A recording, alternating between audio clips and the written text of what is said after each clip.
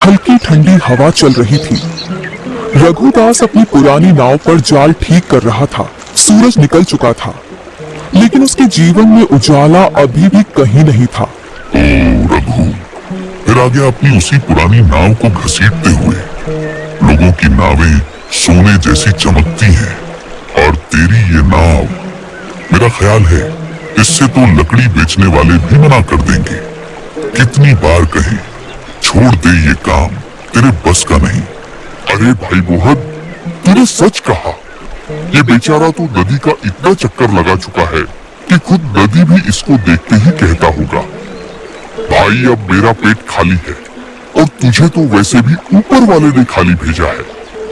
न घर में बच्चा, न नाव में मछली। ये सब बोल के दोनों गांव वाले रघु का मजाक उड़ाने लगे। रघु शांत खड़ा था, लेकिन उसकी आंखों के पीछे घुटता हुआ दर्द स्पष्ट दिख रहा था। तुम लोग हंसते हो, ठीक है हंसो, पर कभी सोचा है, हर सुबह मैं टूटे सपनों को अपने हाथों में पकड़े नदी पर आता हूँ। नदी की हर लहर से गुजारिश करता हूँ, कृपा कर आज खाली मत भेजना। और जब हाथ खाली रहते हैं तो सिर्फ नाव नहीं, मेरी हिम्मत भी अंदर से टूट जाती है। लेकिन फिर भी अगले दिन उठकर मैं फिर उसी उम्मीद के साथ मेहनत करता हूँ, क्योंकि मेरे पास लड़ने के अलावा कोई रास्ता नहीं। गरीब आदमी के लिए हार मानना भी कोई विकल्प नहीं होता। अरे रघु, हम तो सच बोल रहे हैं। तेरे जैसे बदकिस्मत लोग बदलाव के सपने देखते हैं, पर सपने सिर्फ उन्हीं के पूरे होते हैं जिनके नसीब में लिखा हो। तेरा तो घर भी खाली है।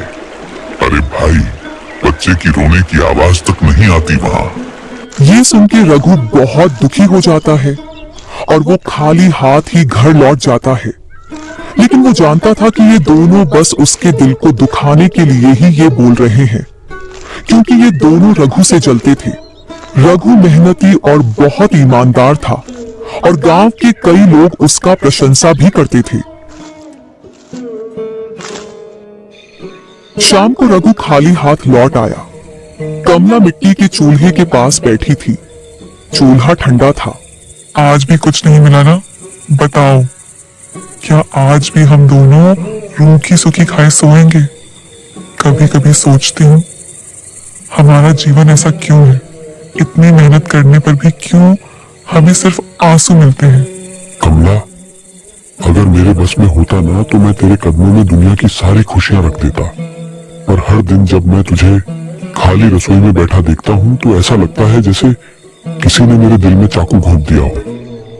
मुझे दर्द खाना ना मिलने से नहीं, तेरे आंसू देखने से होता है। मुझे डर इस बात का नहीं कि मैं गरीबी से लड़ते लड़ते मर जाऊंगा, बल्कि इस बात का है कि तुझे तकलीफ ना हो। लेकिन फिर भी वही हो रहा है। लोगों के ताने मुझे मार डालते हैं। जब वे मुझे बांझ कहते हैं, ऐसा लगता है जैसे मेरे सीने में कोई पत्थर रख दिया गया हो। मैं भगवान से रोज प्रार्थना करती हूँ, एक बच्चा दे दे, बस एक, चाहे मेरा जीवन ले ले। लेकिन शायद भगवान भी मुझसे नाराज है। कभी कभी लगता है मैं ही आपकी बदकिस्मती हूँ। अगर मैं ना होती तो शायद आपकी जिंदगी बेहतर होती। ये सुन के रघु को और भी दुख हुआ और बोला, ऐसी बात मत कहो कमला, तुम मेरी जिंदगी की सबसे कीमती चीज हो। दुनिया बच्चा होने को सौभाग्य कहती है, पर मेरे लिए सौभाग्य तुम हो।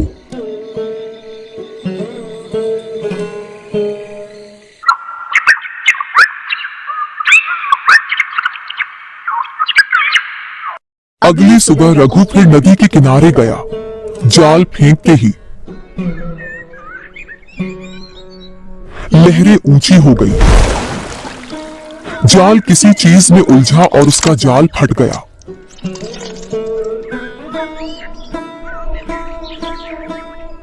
क्यों क्यों भगवान, कितना और लूटेगा मुझे?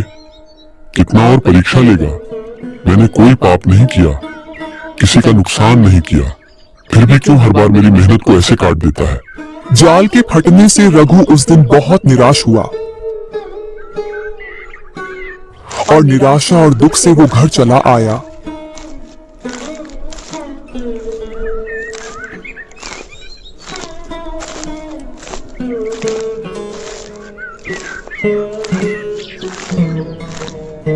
घर घर आया तो उसकी पत्नी उसको दुखी देख के पूछती है, ये जी आज फिर क्या हुआ जो इतनी जल्दी घर आ गए? नहीं कमला, पूछो मत। अब ये सब सहा नहीं जाता।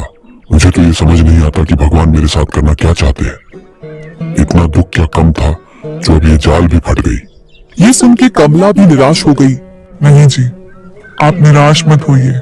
मुझे पता है हमें इस साल भी हर तरफ से बुरी किस्मत का ही सामना करना पड़ रहा है। फिर भी कोई नहीं, हम साथ कुछ न कुछ कर लेंगे। श्रम से ज्यादा भाग्य कुछ और नहीं हो सकता। चलिए हम दोनों मिलके इस जाल की सिलाई का काम करते हैं। रघु कमला की बात सुन के अपने मन को शांत करता है और दोनों मिलके फटे हुए जाल को सिलने के काम में लग जाते हैं।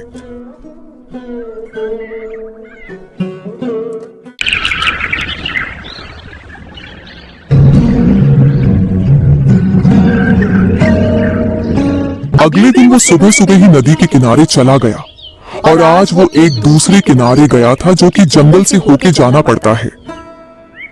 हे भगवान, आज मेहनत का फल देना। आज मुझे जैसे भी करके कुछ मछलियां ले जानी ही होगी, नहीं तो मेरे खाने के लाले पड़ जाएंगे। बहुत दिन से सही से पैसे नहीं मिले। रघु भगवान को याद करके अपना जाल पानी में फेंकता है और कुछ समय बाद जब वो जाल पानी से निकालता है तो वो देखता है कि काफी सारी मछलियां उसकी जाल में थी और ये देख के वो बहुत खुश हो गया। बहुत बहुत धन्यवाद भगवान, आज आपने सुन ली मेरी। शायद आज बाजार जाके अच्छा मुनाफा कमा पाऊंगा। रघु फिर से लगातार पानी में जाल फेंकने लगा और देखते ही देखते उसे काफी मछली मिल गई थी। और कुछ समय बाद रघु सारे मछलियों को बाजार ले जाता है। दोपहर की धूप बाजार की गीली मिट्टी पर पड़ रही थी। लोग आवाजें लगाकर सामान बेच रहे थे और रघु भी वहां बैठे हुए ग्राहकों को पुकार लगाता है।